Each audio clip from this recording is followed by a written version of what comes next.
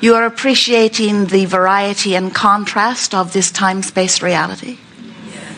You are enjoying how this contrast evokes from you awarenesses of things that you prefer, things that could even be better than they are. You like that sifting and sorting process? Then you are a remarkable group. Because as we look among our human friends, we see many who are beginning to understand that the variety and contrast that helps you to know clearly what you do not want is the same contrast that in the same way helps you to identify what you do want. And it is remarkable how so many humans, in their awareness of what they do not want, even though in that precise moment they are giving birth to what they do want, stay so long focused upon what they do not want.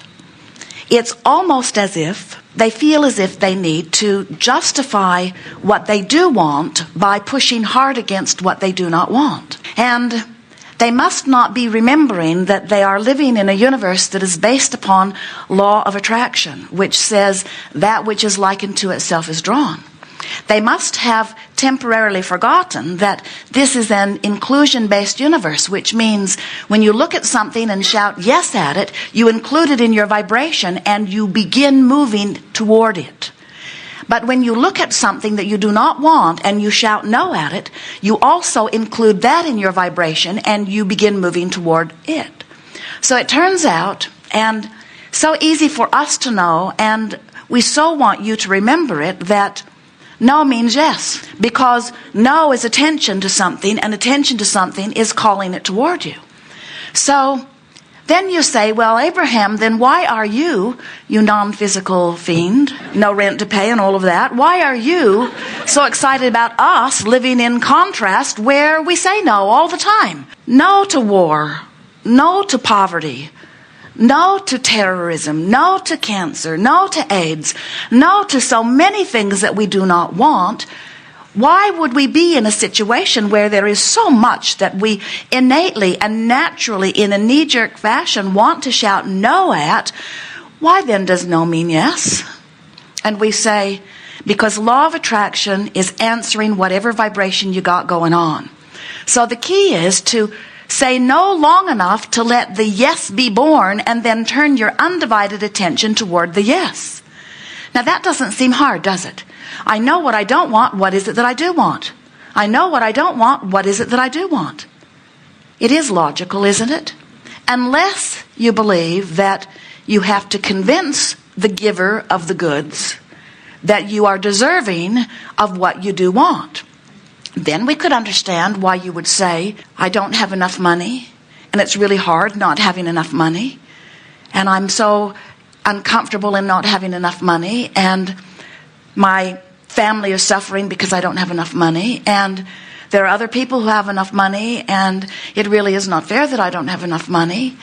And we want to say to you, you are not applying your question or desire to your mother. We think that's a lot funnier than you do. Well, you have to do such a sales job on your mother because she seems sometimes reluctant to give over the goods. But the universe that is answering your desire is not reluctant at all. In fact, it is instantaneous in its response. So much so that we have written a book with the best title that we think could have ever been given to a book, called Ask and It Is Given. And now we want to offer an even longer title to the book, which says, not only when you ask is it given, but when you ask, the greater part of you immediately becomes the vibrational essence of what you're asking for. We want to add even more to the title. We want to say to you that you are non-physical energy here in this physical body. And as you were non-physical energy, making the decision to come forth into this physical body, you flowed, you extended yourself, you sent your perspective forward into this physical time-space reality. And so now a part of that vibration that is non-physical is now focused within you. Not all of it. The greater part of the you that is really you is still non-physically focused. But a part of that attention has been focused here. You know how when you go to a movie and the movie is your life for the hour or two that you are there, but it is not representative of your whole life? Well, that's the way the non-physical energy is. The whole of you is in non-physical all the time, and a part of it comes to the movie called This Physical Life Experience. And in the perspective of things, it's about as long as the movie is to you. In other words, you are so much more non-physical energy than you are physical energy. But the key is to let the non-physical you express fully through the physical you, and that is the completion of you that you are really wanting to accomplish. Now get the picture of all of this. You are non-physical energy. You expressed yourself into the physical. This life experience caused you to want something, and the greater part of you became it.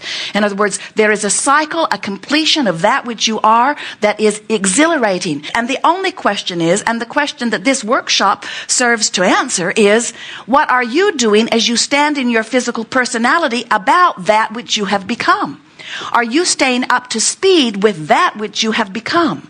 And if you are, then you are allowing your expansion. And if you're not allowing, you're resisting your expansion. And if you are feeling the joy of that alignment. And if you're not, you're feeling the negative emotion that is indicating the resistance of that, you see. And so, in very plain terms, what we are saying to you is, this life, just like you knew it would, is causing you to become yet more. Imagine, the God that is you came forth to expand still further. That must be why you are eternal. It is why we are all eternal. You are the leading edge of that which is source. So as you live your life and you become more, source becomes it immediately and bees it vibrationally and offers a signal of that which it has become, a signal that if you're listening for it, you cannot not hear. You cannot resist knowing that which you have become. And when you go with the flow of that which you have become, you feel so satisfied. You feel so good. And when you don't feel so good. In very simple terms, again, we want to say, if you don't let yourself stay up to speed with what your life is causing you and the greater you to become, then you don't feel so good. And that's what resistance is, you see. So the more you live life, the more contrast helps you to know what you don't want, which causes you to know what you do want. And each of those rockets, we like to say, becomes a part of this vibrational escrow that the source energy part of you is not only tending to, but has become. So then it follows that the art of allowing must be something about listening for that call of source and going in the direction of that call of source. We want to help you to realize that when you get into the flow of that energy cycle that is you feel such exhilaration. And when you try to hold yourself apart from the flow, you don't feel so good. Imagine taking your canoe down to the river's edge and you get your boat in the water, and then, if you are like most humans, you deliberately point it upstream and begin paddling really, really hard. And we say to you, you might want to turn that boat around and go with the flow. And humans say, after considering it for a second, oh, Abraham, that just seems lazy. And we say, but how long can you keep that up? And they say, I don't know, but I'm going to spend this lifetime figuring that out. And then they go on to explain, you see, that's just what we do here. All of the trophies are given to those who paddle hard against the current. And we say, and we so want you to hear this, nothing that you want is upstream. Everything's downstream because your life caused you to ask for it and source became it and is calling you toward it. And when you go in the direction of that call, you're going with the current. And when you're not, you're not. Jerry and Esther with friends in Colorado went whitewater rafting on a river in Colorado that had very fast current and lots of exciting rapids. There were many fours, some threes. In fact, other river companies, when they came to these stronger rapids, pulled their boats right out of the water and trucked around them. But the group that Jerry and Esther were with went right on through. As Jerry and Esther were driving up the canyon in this bus, where they had a clear view of the river, they said to each other more than once, are we out of our minds? Because they could see this very fast moving current. And then they wondered even more when they saw the release form that they had to sign that basically said, your odds of surviving are not all that good, so sign here so we are not held liable. Esther said, I refuse to read this. I'll sign it, but I'm not going to read it.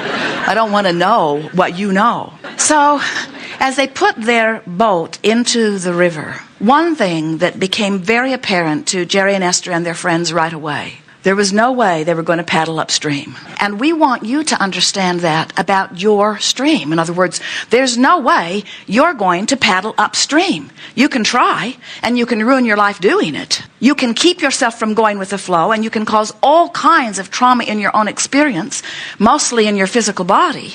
But there's no way that you're going to make any headway against this current. And you say to us, that's so strange, Abraham, because all of the trophies and monuments are promised to those who paddle hard against the current. And we've heard that after we die, there are even more, you tell us. And we say, if you will allow yourself, you don't even have to turn and go with the flow. You just have to stop paddling.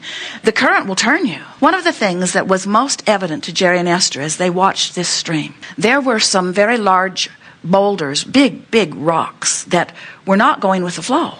They were rooted to the floor of the stream. And as the water approached those boulders, it went high in the air, it went around, but it caused great trauma. If those boulders had been moving with the current, it would have not been the harsh experience when they came to the boulder. The guide in their boat said to them on more than one occasion, we do not want to get ourselves up against one of those rocks, because if you get up against one of those rocks with this fast-moving current, all kinds of things that you do not want to happen. And we say, it's sort of like when you cling to an idea or to an argument or to an intention of being right, and you hold yourself and you don't let yourself go with the current will beat you up. And the reason that we are making such a big point about this is because as we visit with so many of our human friends, we have discovered that many of you have come to believe something that is utterly untrue.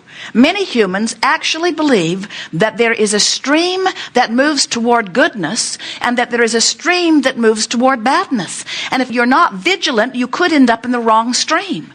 And we're wanting you to understand there's only one stream that you're letting yourself flow with or not, and you can tell by the way you feel whether you're letting yourself flow with it or not. And so the feeling that you have that there's something bad happening, that there's some bad force, is you pinned up against a rock with the stream flowing rapidly past you and beating you up. In other words, the only reason anybody ever gets sick is because your life, even before you were in this body, had the energy moving fast. Your life in this body got the stream moving even faster.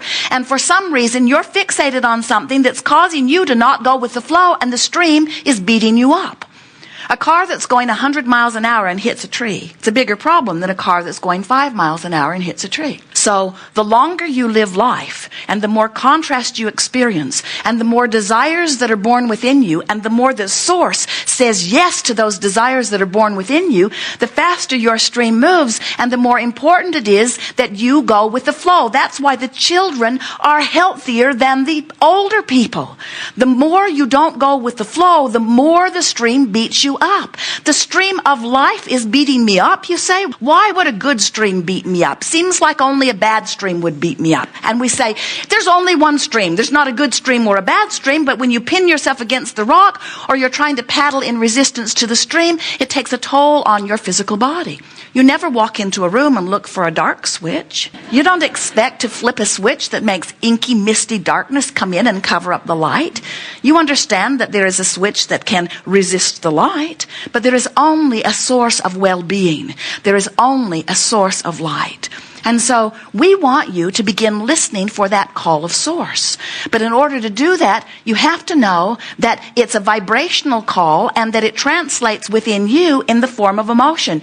You hear source calling you through your emotional center. That's the best way of saying it. Through the living of life and through the living of the contrast in your experience, you are letting your guidance system know where you want to be. And in fact, not only have you let your guidance system know where you want to be, Your source energy guidance system has become that which you are wanting to be.